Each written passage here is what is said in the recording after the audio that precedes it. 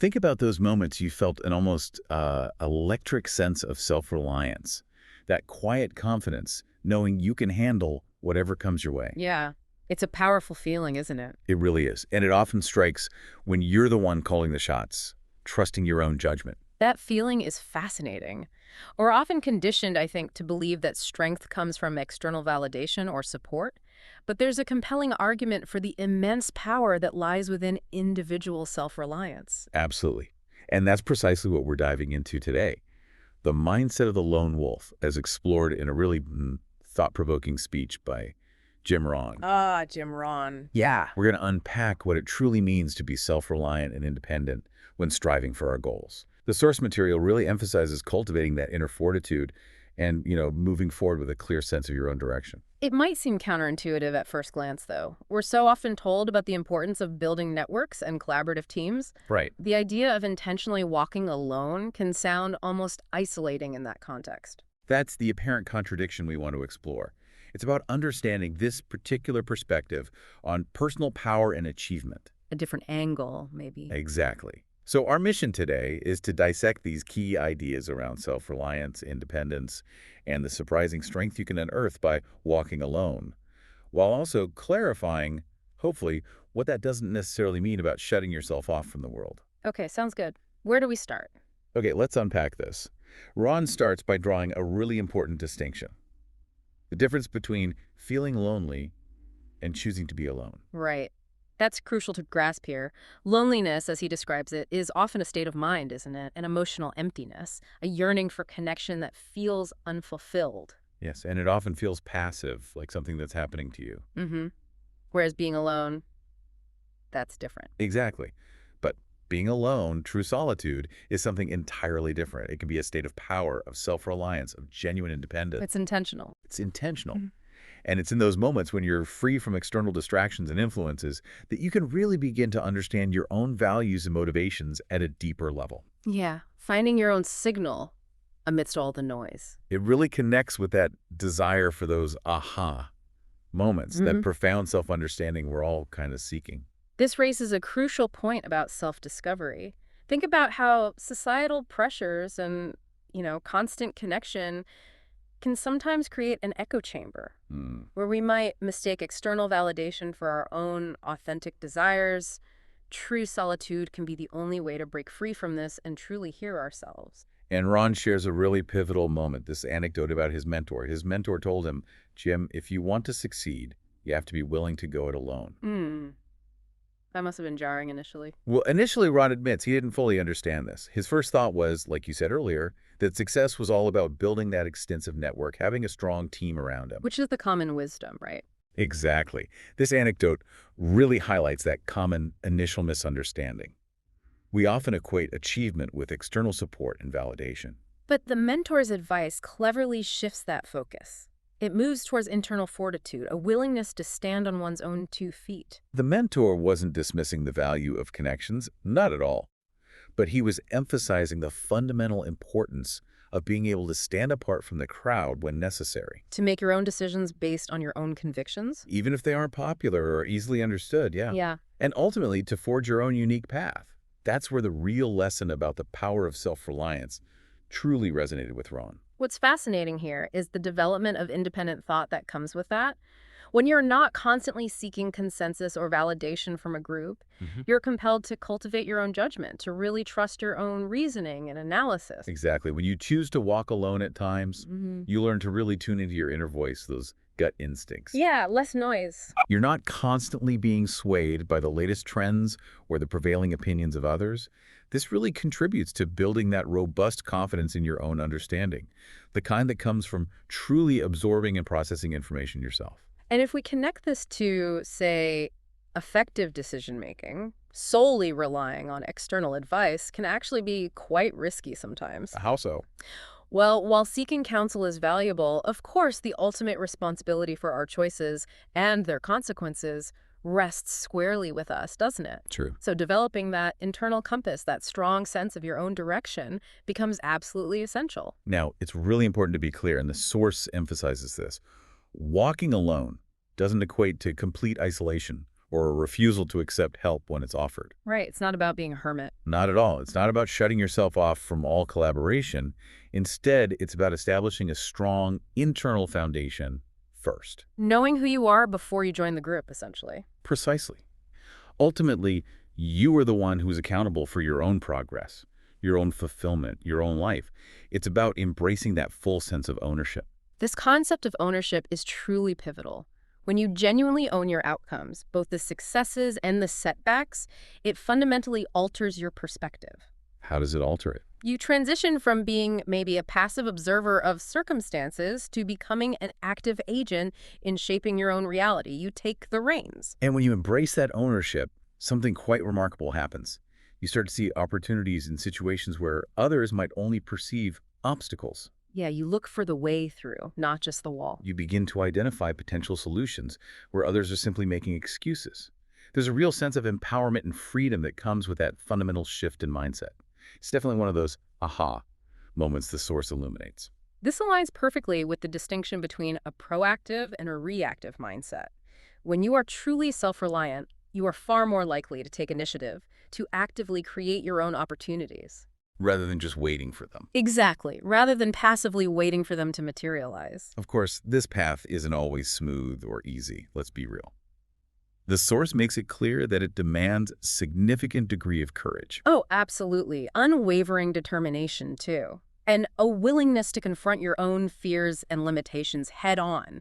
That's not comfortable. No, not at all. And it's through that very process of confronting our limitations, of pushing through those moments of doubt, maybe in solitude, that we experience profound personal growth. Like building a muscle. Exactly. Overcoming challenges independently builds an incredibly deep reservoir of inner strength and resilience. But the reward, as the source highlights, is immense. Mhm. You unlock an inner strength, a profound confidence, and a resilience that can truly carry you through any adversity. Which is ultimately what we want, right? That inner fortitude. To really bring this to life, the source provides us with a couple of really compelling examples. Individuals who, in many ways, embodied this lone wolf mindset. Let's start with Nikola Tesla. Ugh, Tesla. Yes. What's particularly insightful about him is his almost singular focus and intense dedication to his work, often spending countless hours in complete solitude within his lab. Right. He wasn't driven by a need for constant external validation, was he? Not at all. He was fueled by an insatiable curiosity and a profound desire to unravel the fundamental mysteries of electricity and energy. He just wanted to know, to figure it out. Absolutely. He wasn't using solitude as an escape from the world. He was deeply immersed in exploring its fundamental principles on his own terms. And it was within that dedicated solitude that he achieved groundbreaking innovations that fundamentally reshaped the trajectory of modern technology. Think about AC current, initially met with huge skepticism. Yeah, he really had to stand his ground on that one. He resolutely walked his own intellectual path, guided by his own unique and often unconventional vision. And his story beautifully underscores the point that being alone in this focused, intentional way can indeed be a powerful catalyst for deep, transformative work and profound insights. Free from the potential distractions and compromises that can sometimes arise within more collaborative environments, maybe. Could be. Now, the second compelling example is Mahatma Gandhi. Very different figure, but also fits, interestingly. Right. He spearheaded India's independence movement through a philosophy of nonviolent resistance, a path that was incredibly arduous and often deeply isolating, both politically and personally. He faced significant opposition from numerous factions, even within his own movement sometimes. Gandhi's journey powerfully illustrates the immense courage it takes to steadfastly adhere to one's deeply held convictions, even when confronted with overwhelming pressure and widespread disagreement. And those periods of intentional isolation he took, they weren't about withdrawing from the struggle, were they? No, not at all. They were crucial for strengthening his inner resolve and deepening his spiritual foundation, which was the bedrock of his entire movement. Despite facing immense ridicule and opposition, he remained unwavering in his commitment to his principles of nonviolent action. He embraced simplicity, spent time in solitude for introspection, really fortified his resolve. He truly walked a solitary path in his unwavering conviction. And yet, paradoxically, his individual commitment inspired millions and ultimately left an enduring global legacy. It's fascinating. These examples really underscore the profound power of trusting your own inner vision. These individuals weren't necessarily reclusive or antisocial in the common sense, No. but they possessed a deep understanding of the importance of their own internal compass and were willing to prioritize their unique vision, even if it meant deliberately standing apart from the prevailing mainstream. Which takes us to the listener.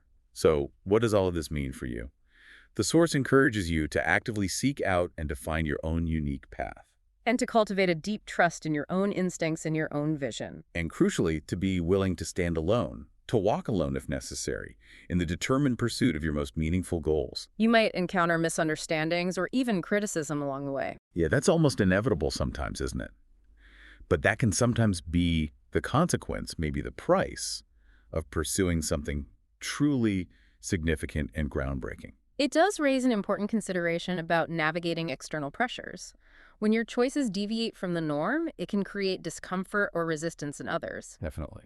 Recognizing that this is sometimes just part of forging your own way can be incredibly empowering. It helps you stay true to your course. By the way, if you're finding these kinds of discussions valuable, exploring different perspectives on achieving goals and understanding mindset shifts, do consider subscribing to our YouTube channel if you haven't already. We dive into topics like this regularly. Yeah, we'd love to have you join the conversation there too. Okay, so back to this path. Here's a really interesting counterpoint the source brings up. It suggests that when you operate in genuine alignment with your true self, when you steadfastly follow your own path, You actually become a magnet. yeah, a magnet for the right people, the right opportunities, the right circumstances to enter your life. It's as if you're creating this powerful magnetic force through the clarity of your own direction. That aligns beautifully with the idea that authenticity resonates, doesn't it? When you are genuinely yourself and are actively pursuing your own defined purpose. You attract others on a similar wavelength. Exactly. You naturally attract others who are in alignment with that particular energy and vision. Now, while all this talk about the lone wolf might inadvertently sound like it's anti-teamwork or against collaboration. Which we mentioned earlier could be a misinterpretation. Right. The source makes it clear that teamwork and collaboration certainly have their place and are often crucial for success. However, it firmly emphasizes the foundational necessity of first knowing yourself deeply. And building a strong sense of individual independence before you dive deep into group work. The underlying logic here seems pretty sound. If you lack a strong sense of self and a clear personal vision. You run the risk of losing your own perspective, getting swayed by the group. Yes, becoming overly influenced, maybe even unintentionally, by group dynamics. That individual strength, that inner clarity, truly forms the bedrock for effective and meaningful collaboration later on. Makes sense. You bring a stronger self to the team. Exactly. When you are firmly grounded in your own values and your own vision, you can contribute your unique strength far more effectively within a team setting without compromising your core identity or your fundamental beliefs. True and effective collaboration really stems from a place of individual power and self-assuredness then. That seems to be the core argument. So how can you actually begin to cultivate this empowering lone wolf mindset? The source distills it down to a few key actionable steps. Okay, what are they? The first and absolutely crucial step seems to be making a conscious and unwavering decision. A decision about what? To take complete responsibility for every aspect of your life, your successes, your failures, absolutely everything in between. No blaming. That's huge. And alongside this commitment to responsibility, Is the vital practice of cultivating profound self-trust.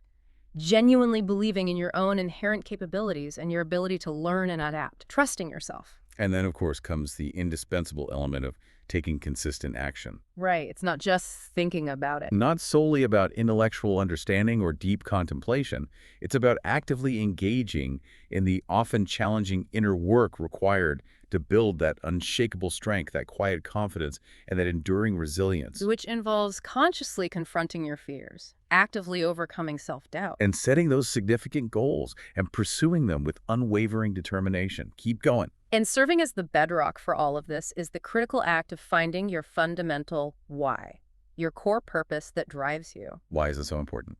Because, as the source powerfully emphasizes, a strong and clearly defined sense of purpose acts as the ultimate and inexhaustible fuel. It provides the necessary motivation to navigate that solitary path when it's required and to persevere through the inevitable obstacles that will arise. It keeps you going when it gets tough. Got it. So to briefly recap some of the key insights from our deep dive into Jim Rohn's perspective.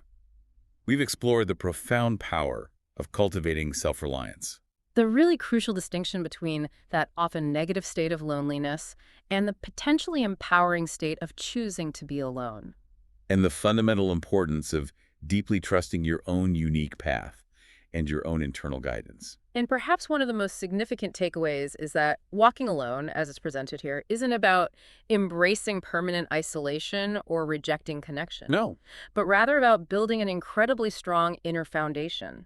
This inner strength ultimately allows for more meaningful and authentic connections with others. And for a far more effective and purposeful pursuit of your own unique and significant goals. Exactly. Now, for a final thought to really consider, maybe mull over, think about a specific area of your life where you might benefit from standing a little more firmly on your own, from more deeply trusting your own instincts and judgment. Like, where could this apply right now? Yeah. What might that look like in practical terms? And what small, concrete step could you consciously take today or maybe this week in that important direction? That's a powerful and intentionally action-oriented question. It moves beyond just understanding the concept To actually doing something with them. to actively implementing them in your own daily life. Yeah, Ultimately, this deep dive serves as a powerful reminder, I think, that you possess an incredible wellspring of strength and potential within you. we all do. By consciously embracing your own inner fortitude and taking complete ownership of your personal journey, you truly have the capacity to achieve extraordinary things. It's about tapping into that potential. Thanks for taking this deep dive with us today.